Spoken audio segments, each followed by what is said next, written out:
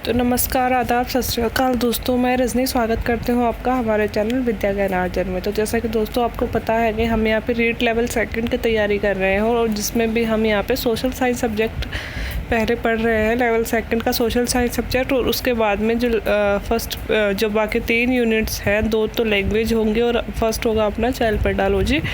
तो social science पूरी होने के बाद में हम उनका भी क्रमवार रूप से अध्ययन करेंगे। तो सोशल साइंस सब्जेक्ट के मैंने जैसे आपको सिलेबस कई बार दिखाया है, और अगर आप देखना चाहते हो तो प्लेलिस्ट में जाके चेक कर सकते हो कि हमारा सिलेबस क्या है सोशल साइंस का। हमारे सोशल साइंस का सिलेबस 12 यूनिट्स में बटा हुआ है।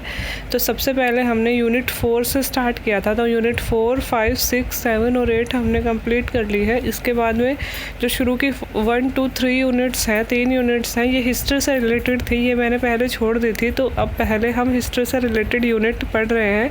तो इसमें हमने ये फर्स्ट वाली यूनिट जो है सिंधु सभ्यता और वैदिक संस्कृति, ये हमने यहाँ पे कंप्लीट कर ली है। इसके बाद में हम मौर्य, गुप्त और गुप्तोत्तर काल यहाँ पे पढ़ रहे हैं। तो मौर्य साम्राज्य हमने पढ़ लिया है। सबसे पहले हमने मौर्य साम्राज्य का उत्थान पढ़ा, उसके बाद में पतन पढ़ा, और उसके बाद में मौर्य साम्राज्य की जो प्रमुख विशेषताएं हैं वो हमने यहाँ पे पढ़ ली है। आज हम गुप्त साम्राज्य पढ़ेंगे। तो दोस्तों ये जो लिखा हुआ है मौर्य तथा गुप्त साम्राज्य और गुप्तोत्तर काल, ऊपर जो ये हेडिंग दी गई है, नीचे जो ये लिखे गए हैं राजनीतिक इतिहास, प्रशासन और भारतीय संस्कृति में योगदान। तो ये जो चीज़ है राजनीतिक इतिहास, प्रशासन, ये इसी का है। मतलब मौर्य और गुप्त साम्राज्य का हमारे राजनीतिक इतिहास में, प्रशासन और भारतीय संस्कृति में क्या योगदान रहा। इसके अलावा गुप्त काल के सांस्कृतिक विशेषताएं, मौर्य और गुप्त काल तो हम पढ़ ही रहे हैं, इसके अलावा जो सांस्कृतिक विशेषताएं हैं वो यहाँ पे अलग से लिखी गई है। मतलब इनका और ज़्यादा डीप में हमें अध्ययन करना है। इसके बाद में 600 से 1000 ईस्वी तक का भारत हम पढ़ेंगे, क्योंकि मौर्य साम्राज्य और गुप्त साम्राज्य, मौर्य तो दोस्तों 300 ईसा पूर्व से लगभग ईस्वी तक का आ जाएगा, है ना। और इसके बाद में 300 तक कई बीच में छोटे छोटे से शासन आएंगे, जैसे आंध्र सातवाहन हो गया, ये सब हो गए। इसके अलावा जो भारत का 600 तक लगभग शायद गुप्त साम्राज्य चलेगा, और इसके अलावा जो भारत के 600 से 1000 ईस्वी तक का है वो हम आगे अध्ययन करेंगे। और भारतीय विश्व का सांस्कृतिक संबंध, तो जो सेकंड यूनिट है हम इसमें हम मौर्य साम्राज्य, गुप्त साम्राज्य, ये दोनों तो पढ़ेंगे। इनके प्रमुख राजा, जैसे मौर्य साम्राज्य के प्रमुख राजा और इसकी विशेषताएं पढ़ ली, ऐसे ही हम शुरू में पहले गुप्त साम्राज्य के उत्कर्ष पढ़ेंगे, प्रमुख राजा पढ़ेंगे, और उसके बाद में हम गुप्त साम्राज्य की विशेषताएं पढ़ेंगे। सांस्कृतिक उपलब्धियों पर हम विशेष ध्यान देंगे। इसके बाद हम गुप्तोत्तर काल पढ़ेंगे, जो 600 से 1000 ईस्वी तक आएगा, है ना। और इसमें ही देखेंगे कि हम भारत का विश्व से क्या संपर्क था। इसके साथ ही मौर्य और गुप्त साम्राज्य में भी मतलब अनेक देशों से जो यात्री हमारे यहाँ आए थे उनका अध्ययन भी हम यहाँ पे करेंगे, ऐसे करके। इसके अलावा सेकंड यूनिट में हम यहाँ पे साफ लिखा नहीं गया है, लेकिन इन्हीं में आ जाएगा बौद्ध धर्म और जैन धर्म, क्योंकि वो 2 धर्म हैं, इनसे रिलेटेड क्वेश्चन तो एग्ज़ाम में आते ही आते हैं, तो वो भी हम सेकंड यूनिट के अंदर ही ले लेंगे। तो मौर्य और गुप्त पढ़ने के बाद में हम बौद्ध और जैन धर्म यहाँ पे पढ़ेंगे। तो बिना देरी के शुरू करते हैं गुप्त काल। देखो, मौर्य साम्राज्य के विघटन के बाद में दीर्घ काल तक भारत का शासन एक सूत्र के अंतर्गत नहीं आ सका, है ना। मौर्य साम्राज्य का जब विघटन हो गया दोस्तों, मौर्य साम्राज्य वह पहला साम्राज्य था जिसमें भारत में केंद्रीकरण की पद्धति को अपनाया था। ये हमने वहाँ पिछले लेक्चर में पढ़ लिया था। अब मौर्य साम्राज्य का जब पतन हुआ, उसके बाद में दोस्तों पुष्यमित्र शुंग ने मौर्य साम्राज्य के अंतिम राजा जो थे उनका पतन कर दिया था, ठीक है, और शुंग वंश की स्थापना की थी। तो पुष्यमित्र, शुंग और ये सब छोटे छोटे जो राजवंश थे, इस बीच में कई राजवंश आए और कई बाहरी शक्तियाँ भी आई, जैसे कुषाण हो गए, है ना।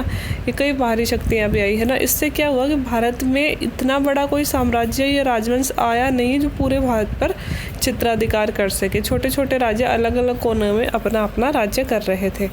कुषाणों और सातवाहनों ने कुछ हद तक स्थिरता लाने का प्रयास किया। इन जो छोटे छोटे से वंश थे, इसमें बहुत सारे वंश, देखो मौर्य साम्राज्य खत्म होता है और गुप्त साम्राज्य जहाँ शुरू होता है, इसके बीच में लगभग 300 वर्षों तक दोस्तों बहुत सारे छोटे छोटे से वंश आए हैं, कुषाण, सातवाहन, शुंग, है ना। लेकिन इनका अपने सिलेबस में यहाँ पे लिखा नहीं गया है, तो हमें उतना डीप यहाँ पे जाना नहीं है। गुप्त लिखा गया है तो हम गुप्त ही पढ़ेंगे।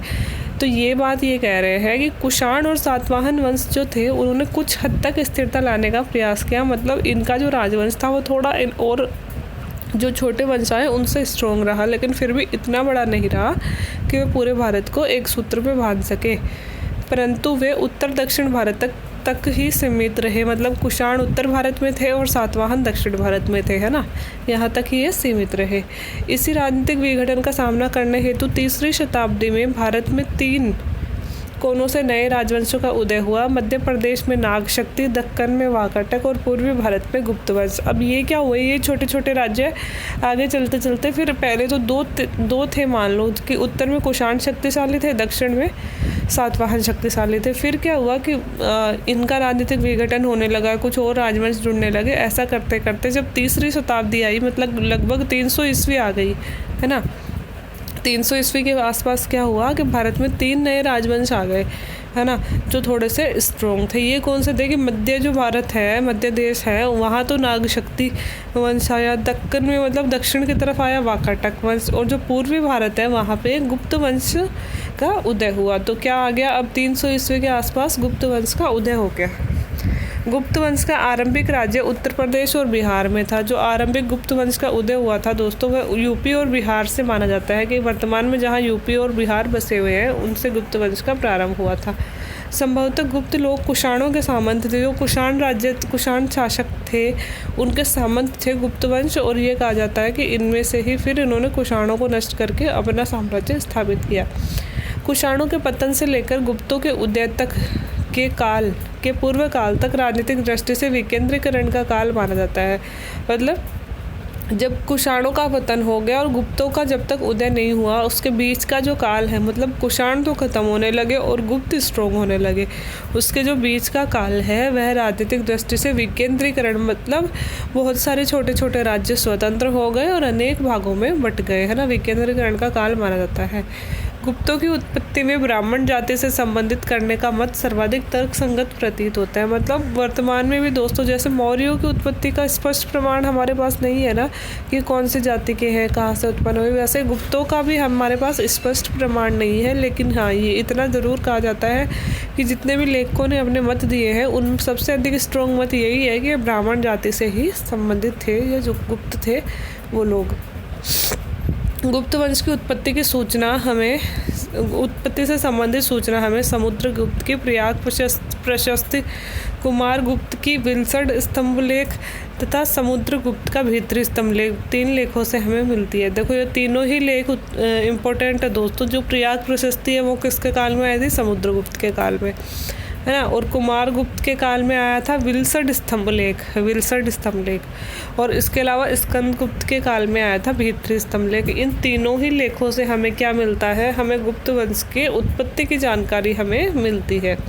गुप्तों का आदि पुरुष श्रीगुप्त था और उनके पुत्र घटोत्कच को माना जाता है। श्रीगुप्त सबसे पहले, आदि पुरुष मतलब गुप्त वंश का जन्मदाता श्रीगुप्त था, और उसके बाद में उनके पुत्र हुए घटोत्कच। इन दोनों को गुप्त वंश का जन्मदाता माना जाता है। परंतु सर्वप्रथम वंशावली चंद्रगुप्त प्रथम की मिली है, जिन्होंने महाराजा धीराज की उपाधि धारण की थी। दोस्तों, ये तो इन अभिलेखों से हमें ये तो पता चल गया कि जो गुप्त वंश का प्रारंभ है श्रीगुप्त ने किया और उनके बेटे हुए घटोत्कच, है ना, इन दोनों ने किया। लेकिन इसके अलावा इन दोनों के बारे में हमें कोई विस्तृत जानकारी नहीं मिलती है। सबसे पहले जो गुप्त वंश के किसी राजा है जिनकी विस्तृत जानकारी मिलती है वो है चंद्रगुप्त प्रथम। इनके बारे में सबसे पहले इनका विस्तृत विवरण हमें मिलता है, मतलब इनके काल के सिक्के भी मिलते हैं, कुछ स्तंभ भी मिलते हैं इनके काल के, है ना। तो इनके बारे में पहली बार विस्तृत रूप से जानकारी मिलती है। तो मतलब ये हुआ कि ये पहले शक्तिशाली राजा गुप्त वंश के बने और इन्होंने महाराजा धीराज की उपाधि प्राप्त की। ये बहुत इंपॉर्टेंट है दोस्तों, कईयों बार एग्जाम में पूछा जाता है कि किस गुप्त शासक ने महाराजा धीराज की उपाधि ली थी, तो वो कौन से थे, चंद्रगुप्त प्रथम। हाँ, तो अब हम क्रमबद्ध रूप से मेन जो गुप्त वंश के राजा हैं उनका अध्ययन करते हैं। इसमें पहला नंबर है चंद्रगुप्त प्रथम। चंद्रगुप्त प्रथम दोस्तों लगभग 319 ईस्वी से 335 ईस्वी तक रहे। चंद्रगुप्त गुप्त वंश का पहला यशस्वी राजा था। प्रथम राजा नहीं था, प्रथम राजा तो कौन थे, श्रीगुप्त। लेकिन प्रथम यशस्वी राजा मतलब प्रमुख राजा, जो मतलब शक्तिशाली राजा जिन्हें हम बोल सकते हैं, वह चंद्रगुप्त प्रथम थे। इन्होंने इतिहास में गुप्त संवत की शुरुआत की थी। दोस्तों कई तरह के संवत हमारे यहाँ पे कई राजाओं ने चलाए थे, जिसमें 2 संवत सबसे ज़्यादा महत्वपूर्ण है, एक तो गुप्त संवत और एक शक संवत। तो शक संवत था दोस्तों, वो शकों ने चलाया था और वो 78 ईस्वी में प्रारंभ हो गया था। ये कौन सी ईस्वी में प्रारंभ हुआ? गुप्त संवत 319 और 20 ईस्वी में। तो पुराना कौन सा हुआ? पुराना यही हुआ ना, शक संवत। एक तो 78वीं साल में, मतलब 1 से ईस्वी शुरू होती है, 1 2 3 4 ऐसे करके, तो 78 ईस्वी में तो शक संवत आ गया था। इसके बाद में 300 ईस्वी के लगभग गुप्त आए थे, तो 319-20 में चंद्रगुप्त प्रथम ने गुप्त वंश के शक संवत, गुप्त संवत की शुरुआत की। तो दोस्तों कईयों बार ये पूछ लिया जाता है कि गुप्त संवत की शुरुआत कब हुई थी, तो 319 और 20 ईस्वी, ऐसा कि ऐसा लिखा आएगा एग्जाम में, आपको वही सही करना है। इसके अलावा ये भी पूछ लिया जाता है कि शक संवत और गुप्त संवत में कितने वर्षों का अंतर है। तो दोस्तों 319 या 320 में से हम 78 बाकी कर लेंगे, है ना, 319 में से हम 78 बाकी कर लेंगे तो 241 वर्ष आएंगे।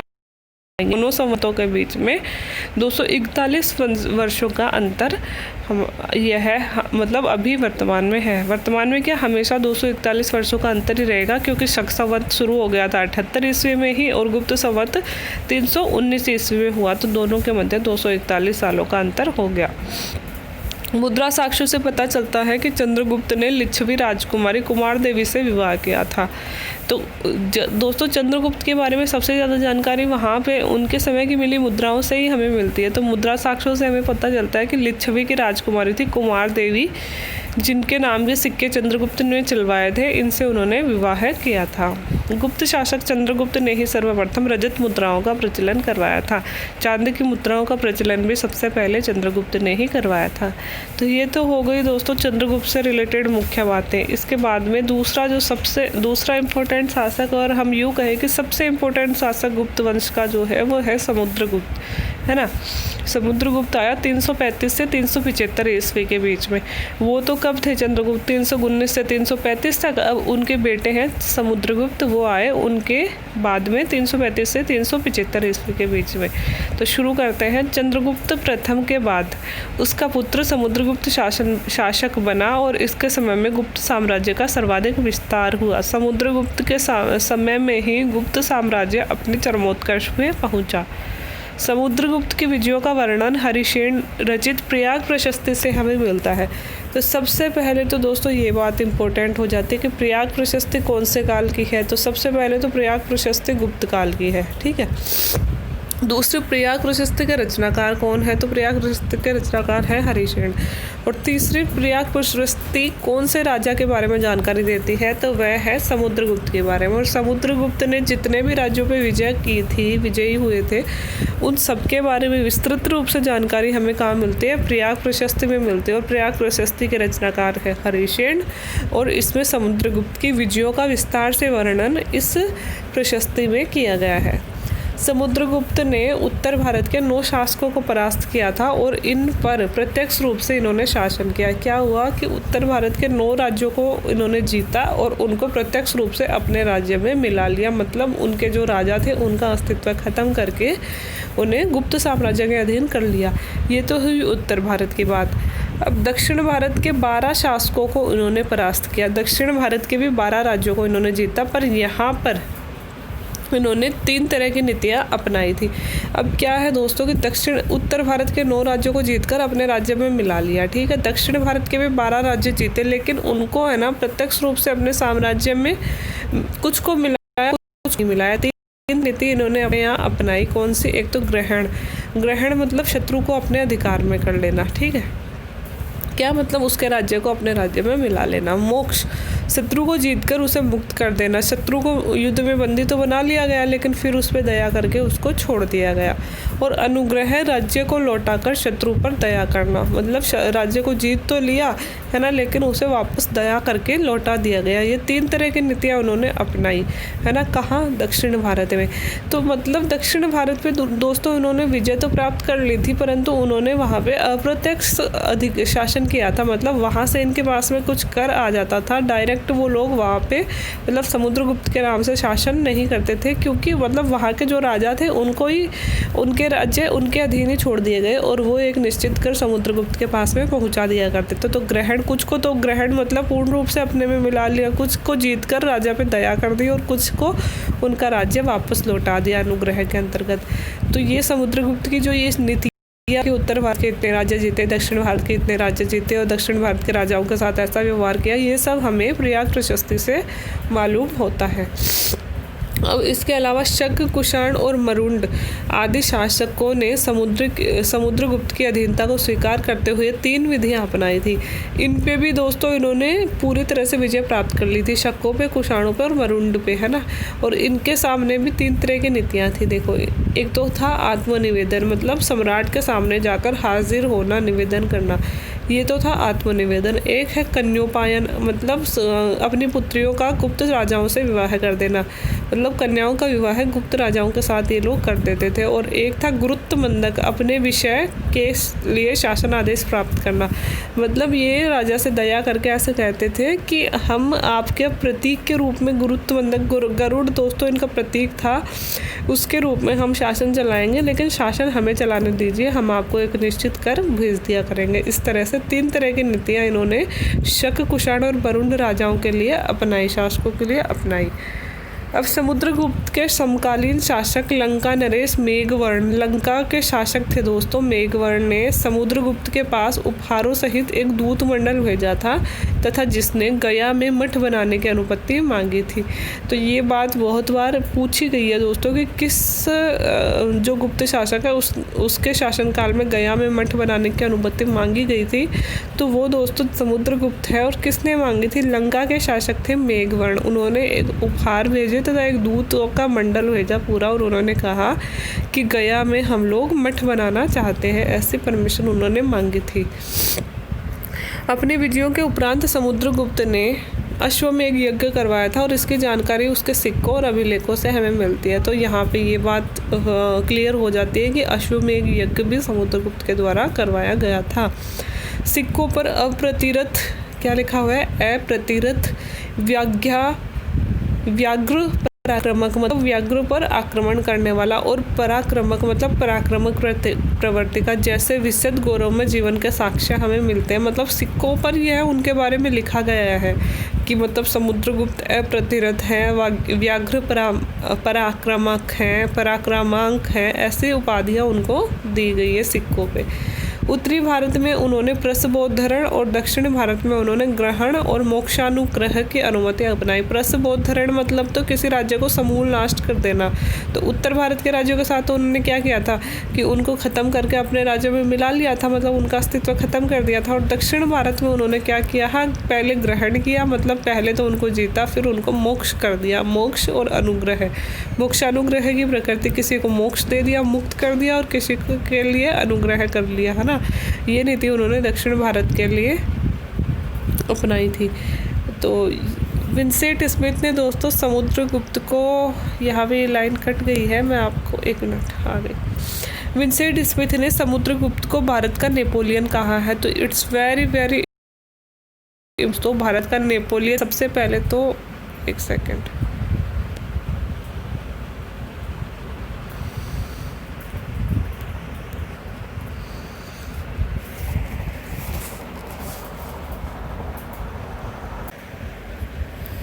सबसे पहले तो ये है कि भारत का नेपोलियन किसे कहा जाता है। ये बात सबसे पहले तो सबसे इम्पोर्टेंट तो यही बात हो जाती है कि भारत का नेपोलियन किसे कहा जाता है। तो भारत का नेपोलियन दोस्तों यहाँ पे कहा जाता है समुद्रगुप्त को, है ना।